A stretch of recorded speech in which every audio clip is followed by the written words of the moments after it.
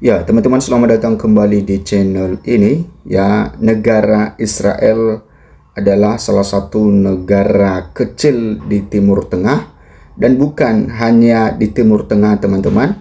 Bahkan kalau kita melihat di seluruh dunia, di dunia pun, ya, negara Israel adalah negara yang termasuk negara kecil. Tetapi walaupun negara kecil, teman-teman, tapi memiliki kekayaan yang sangat luar biasa sekali. Nah, apa yang menjadi penyebab Israel ini memiliki kekayaan yang sangat luar biasa sekali? Nah, untuk lebih jelasnya, kita lihat video berikut ini.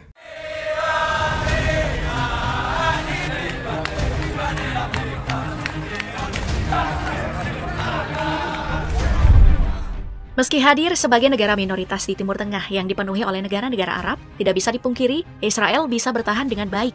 Salah satu faktornya adalah ketahanan ekonomi Israel yang luar biasa. Hal ini dibuktikan dengan GDP Israel yang menduduki peringkat 2 di kawasan Timur Tengah. Dari data tadi diketahui kalau Israel mencetak hingga 525 miliar US dollar atau 8.149 triliun rupiah di tahun 2022 kemarin. Angka ini mengalahkan Uni Emirat Arab. Padahal kita tahu sendiri kalau negara ini memiliki Dubai yang disebut-sebut sebagai kota impian banyak orang. Nah, pertanyaan besarnya tentu mengarah ke satu hal, yaitu dari mana sumber kekuatan ekonomi Israel? Apakah minyak seperti Saudi atau wisata seperti Dubai? Mari kita cari tahu bersama. Sebelum mengetahui alasan kenapa Israel bisa tumbuh begitu pesat, kita harus tahu dulu kalau Israel memang tumbuh sebagai anomali di Timur Tengah. Di masa awal pembentukan Israel di tahun 1948, negara ini seperti tidak punya harapan apa-apa. 95% wilayahnya adalah tempat gersang yang tidak cocok untuk pertanian, perkebunan, dan juga peternakan. Kemudian 2/3 dari 1,1 juta penduduk Israel di masa itu adalah imigran yang terombang-ambing di atas kapal yang lari dari peristiwa Holocaust. Di masa tersebut, Israel juga menjadi bulan-bulanan dengan datangnya berbagai perang yang terus-menerus mereka alami. Mulai dari Perang Arab-Israel di tahun 1948. While behind the troubled scene, negotiations for a ceasefire continue from day to day. Lalu krisis Suez tahun 1957. Canal, a waterway in Egypt. The incident became known. Perang 6 Hari tahun 1967. Lalu Perang Yom Kippur tahun 1974. Dan beragam perang lainnya termasuk konflik bersenjata dengan milisi Palestina. Dengan semua masalah ini, Israel dianggap akan bubar dalam waktu dekat dan tinggal nama di Timur Tengah. Tapi sama yang seperti kita ketahui, Israel malah bertahan dan menjadi salah satu yang paling unggul di Timur Tengah. Keunggulan Israel bukan cuma soal menjadi negara dengan pertumbuhan ekonomi paling pesat di Timur Tengah sejak awalnya berdiri, tapi juga datang dari berbagai aspek lain, mulai dari Human Development Index yang menempati posisi ke-22 di dunia. Kemudian posisi 27 dalam peringkat GDP dunia. Tingkat melek huruf di Israel juga luar biasa, mencapai lebih dari 97%, di mana banyak negara maju yang hanya bisa mencapai 96%. Lalu ada juga indeks harapan hidup yang tinggi yang mencapai lebih dari 83 tahun. Indeks harapan hidup ini dipengaruhi oleh berbagai macam hal, mulai dari fasilitas kesehatan, harga bahan pangan, keamanan, keadaan lingkungan hidup, dan masih banyak lagi. Nah, melihat bagaimana Israel bisa membalik nasibnya, sebenarnya ada banyak faktor yang membuat Israel maju dengan pesat. Alasan pertama, kenapa Israel bisa begitu berkembang dari awal berdirinya tentu saja datang dari kebijakan pemerintah yang tidak ugal-ugalan dan tepat sasaran. Di awal berdirinya, Israel banyak mendapatkan bantuan dana dari negara-negara maju, mulai dari Amerika, Italia, Prancis, dan lain-lain. Serta ada juga ganti rugi dari Jerman Barat lewat perjanjian Luxembourg karena kejadian Holocaust. Kemudian ada juga sumbangan yang diberikan kepada Israel dari komunitas Yahudi di seluruh dunia. Jumlah dana yang sedikit ini kemudian digunakan Israel untuk beragam proyek strategis pembangunan nasional. Salah satu proyek paling terkenal bernama Histadrut, yang diartikan sebagai serikat buruh bagi Israel. Namun, Histadrut ini bukan cuma serikat buruh biasa, tapi juga menjadi pengendali perusahaan-perusahaan yang ada di Israel, agar sejalan dengan visi pemerintah di berbagai lini seperti pertanian, transportasi, telekomunikasi, dan juga perbankan. Cara kerja Histadrut ini cuma ada 3, yaitu menghasilkan profit, melakukan penelitian dan pengembangan berkelanjutan, dan juga tegas dalam bersikap. Makanya, Histadrut ini tidak segan-segan untuk membubarkan perusahaan yang dianggap tidak profitable ataupun tidak melakukan kerjanya dengan baik. Pada awalnya, Histadrut ini berfokus pada bidang pertanian dan sangat berhasil. Di tahun 1950-an, Israel sudah berhasil menjadi eksportir benih unggul, padahal memiliki tanah gersang. Histadrut setidaknya punya 9 perusahaan dalam lini pertanian. Salah satunya adalah Netafim, yang berhasil menciptakan benih dan metode pertanian yang bisa menghasilkan 50% lebih banyak dari benih pada umumnya. Namun menggunakan air lebih sedikit hingga 40% dengan sistem pengairan daur ulang modern. Kemudian, ada juga kebijakan yang diambil di dunia telekomunikasi dengan program bernama The Yosma Group di tahun 90-an. Program ini berfokus pada pengembangan internet yang menjadi tren baru di masa tersebut. Dalam program ini, Israel melakukan hal aneh dengan menjamin keuntungan investor dan jika merugi, Israel siap untuk menanggung kerugian tersebut. Nah, perjanjian ini kemudian membawa banyak investor masuk ke Israel dan membuat Israel menjadi salah satu raksasa teknologi hanya dalam waktu singkat. Salah satu buktinya dengan kehadiran Silicon Valley, kompleks perusahaan seluas 6 km persegi yang menjadi tempat lahirnya beragam startup Israel yang mendunia, seperti Helios, Fiverr, dan juga Monday.com. Di tempat ini juga didirikan beragam kantor besar seperti Google, Apple, Microsoft, Intel, dan lain-lain. Silicon Valley juga mendukung investasi modal Ventura Israel yang pada tahun 2021 mencapai 22 miliar US dollar atau 340 triliun rupiah. Belum lagi kesinambungan kebijaksanaan pendidikan dan militer dari Israel yang menjadi kombinasi dahsyat untuk mendorong ekonomi mereka. Israel memang sangat berfokus pada sektor pendidikan dan sektor pertahanan militer mereka yang dibuktikan dengan anggaran yang terus meningkat.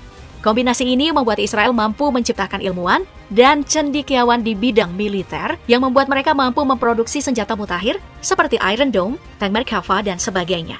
Produksi senjata ini kemudian diperjualbelikan secara internasional dan tentunya menjadi pundi-pundi emas yang luar biasa bagi Israel. Di tahun 2022, Israel bahkan berhasil menghasilkan hingga 12,5 miliar US dollar atau 193 triliun rupiah dari ekspor senjata mereka. Nah, berbagai sektor yang dibahas ini hanya sebagian kecil dari bukti kebijakan pemerintah Israel yang tepat sasaran. Dengan dana yang terbatas tapi pengelolaan yang tepat, Israel berhasil tumbuh sebagai salah satu raksasa ekonomi di Timur Tengah. Melihat kekuatan ekonomi Israel yang begitu kuat dan cara mereka bangkit kemudian bertahan hingga sekarang, membawa kita ke pertanyaan berikutnya. Bagaimana masa depan Israel di tengah kecaman dunia? Mulai dari kecaman politik, pemberhentian kerjasama, penolakan paspor, dan potensi embargo besar-besaran dari negara-negara organisasi kerjasama Islam. Untuk menjawab hal ini, tidak ada hal pasti bagi Israel di masa konflik sekarang. Negara ini tetap kuat dari segi ekonomi. Bahkan GDP Israel diproyeksikan meningkat 2,9% di tahun 2023 dan 3,3% di tahun 2024. Namun, meski diprediksi positif, konflik dalam negeri Israel juga sangat besar. Contohnya pada Januari hingga Oktober 2023 kemarin. Sejumlah unjuk rasa mewarnai Israel karena protes terhadap reformasi peradilan yang dilakukan oleh pemerintahan Netanyahu.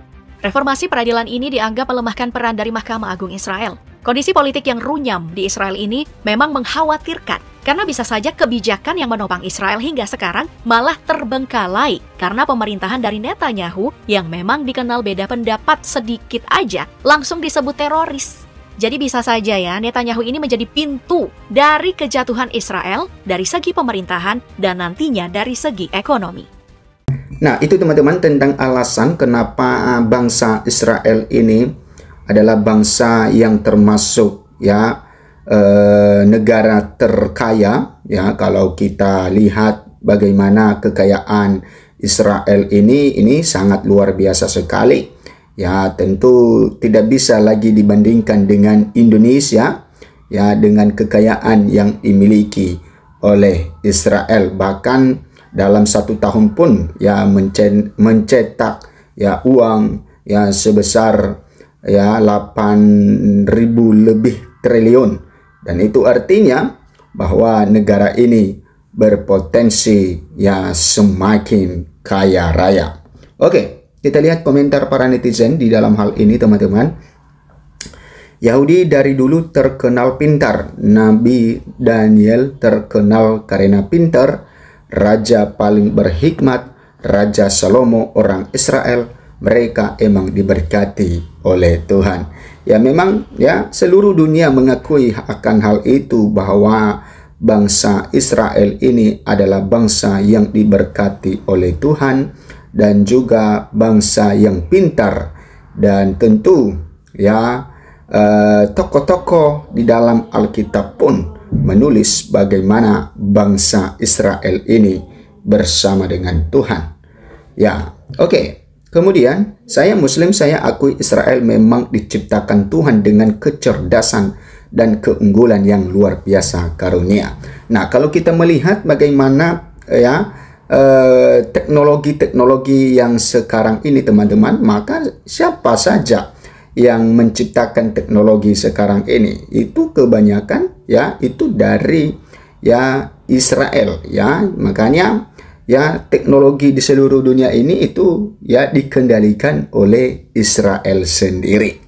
Saya orang Indonesia, sekarang saya sedang training di Israel. Memang orang Israel adalah bangsa pilihan terbaik, pilihan Tuhan. Sangat baik sekali, peduli, saling menyayangi. Tuhan Yesus memberkati selalu orang baik. Ya, Israel berhasil mengekspor senjata dan menghasilkan 195 triliun dan pejabat Indonesia berhasil korupsi 271 triliun. Sungguh berprestasi ya.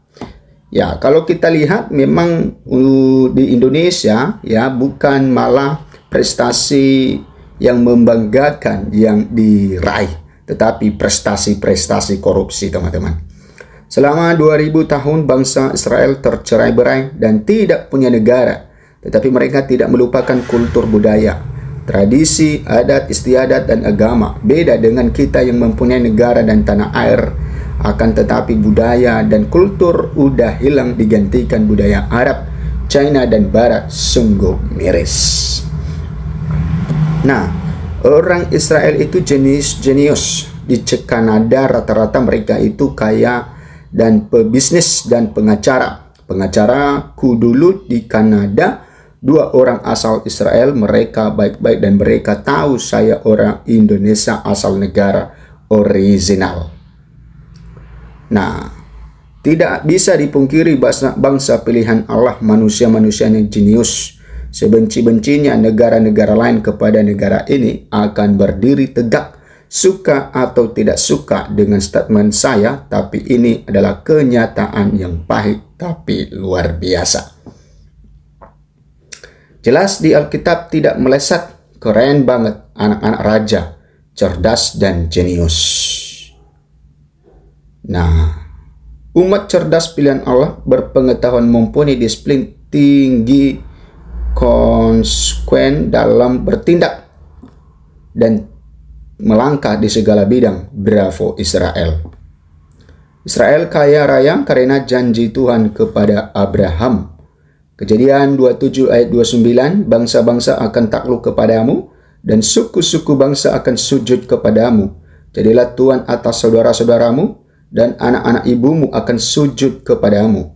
Siapa yang mengutuk engkau, terkutuklah ia, dan siapa yang memberkati engkau, diberkatilah ia.